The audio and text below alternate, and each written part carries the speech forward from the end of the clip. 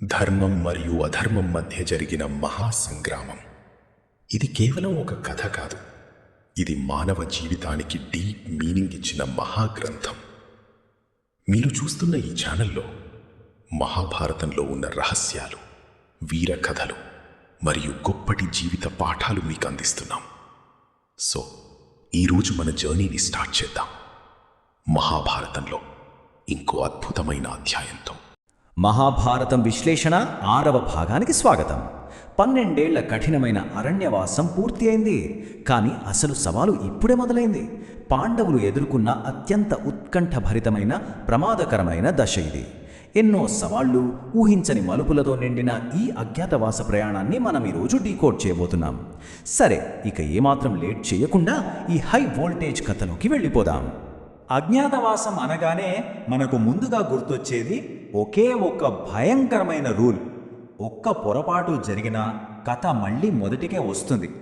పాండవులు 1 సంవత్సరం పాటు ఎవరికీ తమ నిజస్వరూపం తెలియకుండా బతకాలి.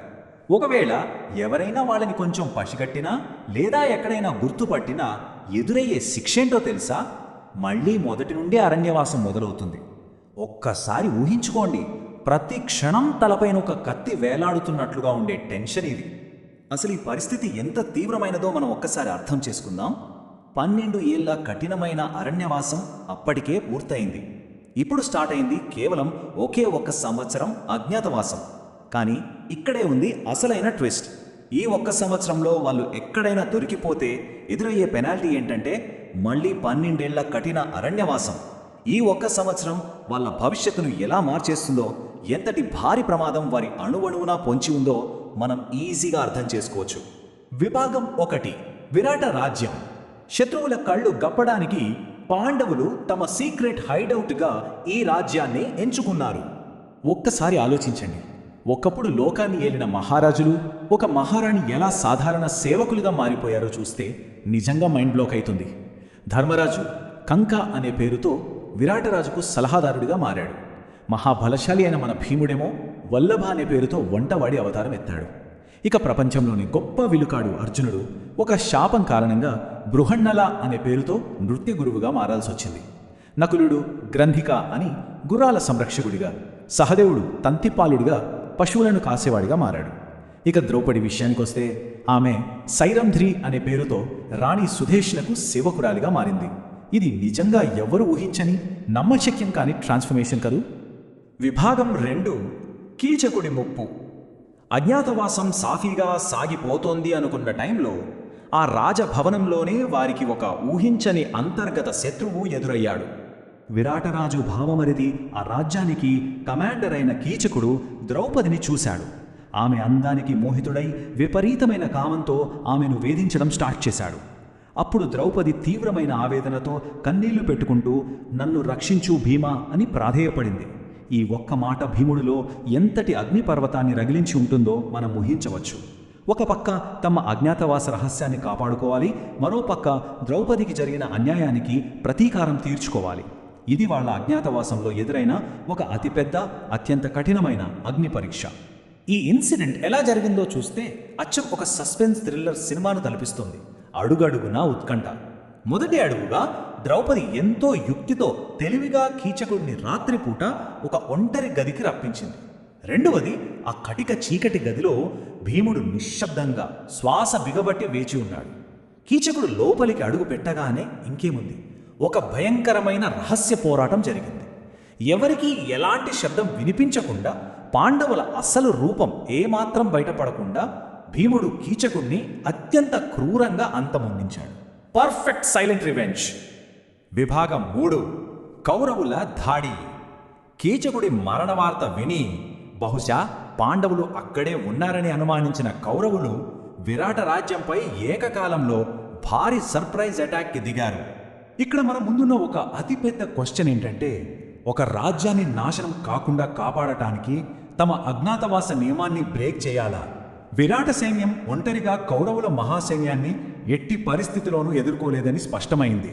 అర్జునుడు ఇంకా బృహన్నల వేషంలోనే ఉన్నాడు. ఇప్పుడు తమకు అత్యంత కష్టకాలంలో ఆశ్రయం ఇచ్చిన రాజ్యాన్ని రక్షించుకోవాలా, లేదా తమ 12 ఏళ్ల కష్టాన్ని వృధా కానివ్వకుండా ఆ భయంకరమైన పెనాల్టీ బారిన పడకుండా దాక్కోవాలా? ఇది వాళ్ళ ముందున్న అతిపెద్ద ధర్మ సంకటం. ఆ అత్యవసర ప్రాణాపాయ పరిస్థితిలో ఫైనలీ సరైన సమయం ఆసన్నమైంది. అర్జునుడు తన నృత్య గురువు బృహన్నల వేషాన్ని పక్కన పెట్టేశాడు. గాంధీవం ఇది అర్జునుడి చేతిలో మాత్రమే ఉండే అత్యంత శక్తివంతమైన శత్రు భయంకరమైన దివ్య ధనుస్సు. బృహన్నల అనే ఒక సాధారణ రూపం నుండి విశ్వమే వణికే మహాయోధుడిగా అర్జునుడు మారిన ఆ అద్భుతమైన ఘట్టం ఈ కథలో అత్యంత గూస్బంప్స్ తెప్పించే మూమెంట్. అతను తన దివ్య ఆయుధాలను తిరిగి చేతపట్టాడు. నేరుగా యుద్ధరంగానికి వెళ్ళాడు. కౌరవ సైన్యం వైపు చూస్తే అక్కడ ఉన్నది ఆషామాషి యోధులు కారు. యావత్ కురువంశానికి పెద్ద దిక్కైన కురువృద్ధుడు భీష్ముడు, అస్త్రశస్త్ర విద్యలలో ఆరితేరిన గురువు ద్రోణాచార్యుడు, ఇక మహావీరుడైన కర్ణుడు. వీరందరూ అజేయులు, అసలు ఎవ్వరూ ఓడించలేని వాళ్ళు.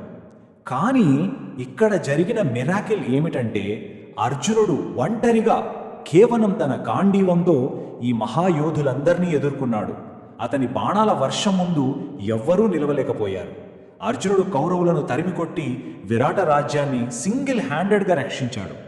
విభాగం 4 నిజం వెలుగులోకి. అజ్ఞాతవాసానికి నిర్దేశించిన ఆ 1 సంవత్సరం డెడ్ లైన్ ఎట్టకేలకు సక్సెస్ఫుల్గా పూర్తయింది. 13 ఇది కేవలం ఒక నెంబర్ మాత్రమే కాదు. ఈ 13 ఏళ్ళు అంటే 12 ఏళ్ల కఠిన అరణ్యవాసం మరియు 1 సంవత్సరం ప్రాణాంతక అజ్ఞాతవాసం విజయవంతంగా పూర్తయ్యాయని ఇది సూచిస్తుంది. టైం అయిపోయింది, ఇక భయం లేదు. పాండవులు ఎటువంటి సంకోచం లేకుండా తమ అసలు స్వరూపంతో విరాటరాజు ముందు నిలబడ్డారు. ఆ దృశ్యం చూసి తన రాజ్యంలో ఇన్నాళ్ళు తనతో పాటు ఉన్నది సాక్షాత్తు పాండవులే అని తెలిసి విరాటరాజు ఒక్కసారిగా ఆశ్చర్యపోయాడు. ఎన్నో కష్టాలు అవమానాలు భరించి ఎట్టకేలకు తమ సమయాన్ని కంప్లీట్ చేసుకుని తిరిగి తమ పూర్వ వైభవాన్ని గౌరవాన్ని సగర్వంగా పొందాను పాండవులు. అయితే అరణ్యవాసం అజ్ఞాతవాసం ముగిశాయి కదా, కష్టాలన్నీ తీరిపోయాయని మనం అనుకుంటాం. కానీ అసలు కథ ఇక్కడితో అయిపోలేదు. పాండవులు ఎంతో ధర్మబద్ధంగా తమ రాజ్యాన్ని తిరిగి ఇవ్వమని కోరారు. కానీ దుర్యోధనుడు సూది మొన మోపినంత స్థలం కూడా ఇవ్వను అని కరాఖండిగా చెప్పేశాడు. ఇప్పుడు సాక్షాత్తు శ్రీకృష్ణుడు శాంతిదూతగా రంగంలోకి దిగుతున్నాడు.